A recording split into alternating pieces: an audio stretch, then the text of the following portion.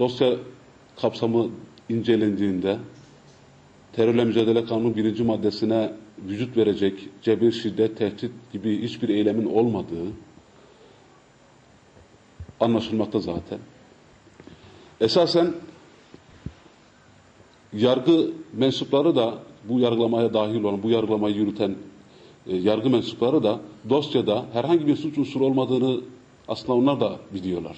Fakat maalesef Türkiye'de her zaman tartıştığımız bu özel, daha önce devlet güvenlik mahkemeleri, daha sonra işte özel yetkili ağır ceza mahkemeleri oldu.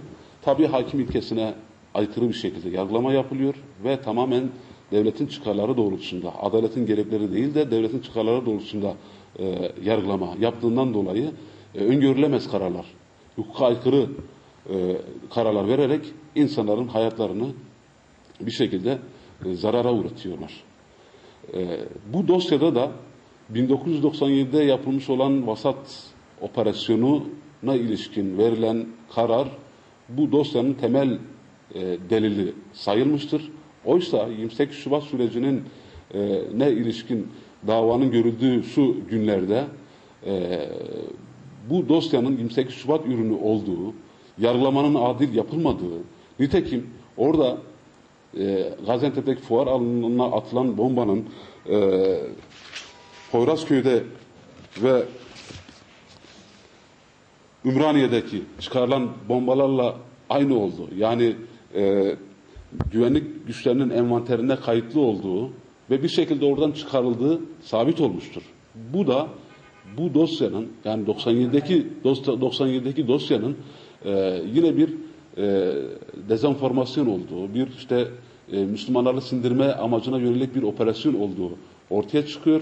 Dolayısıyla uydurma delillerle bir şekilde mahkumiyet kararı ve Şahmerdan Sarı'ya ve talebelerine, ki toplamda o dönemde 350 kişiye ceza yağdırılmıştır.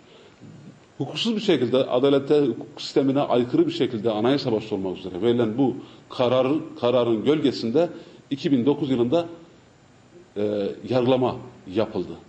Dolayısıyla bu bize şunu gösteriyor: 28 Şubat süreci aslında bitmedi. Bitmediğinin kanıtı da budur.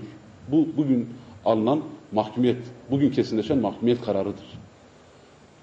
Dolayısıyla 28 Şubat sürecinin aslında bence şahsi kanaatimce yani aktörleri değişmiştir. Kendisi değişmemiştir. 28 Şubat sürecine ilişkin yargılama sadece askerlere ile sınırlı kalmıştır. Oysa 28 Şubat sürecini çok biliyoruz ki ne, bu süreçte sadece askerler rol oynamamıştır. Yargı mensupları vardır, sivil bürokratlar vardır, sermaye vardır ve basın vardır. Bunların üzerine gidilmemiştir. Dolayısıyla esasen bu verilen kararda 28 Şubat sürecinde verilen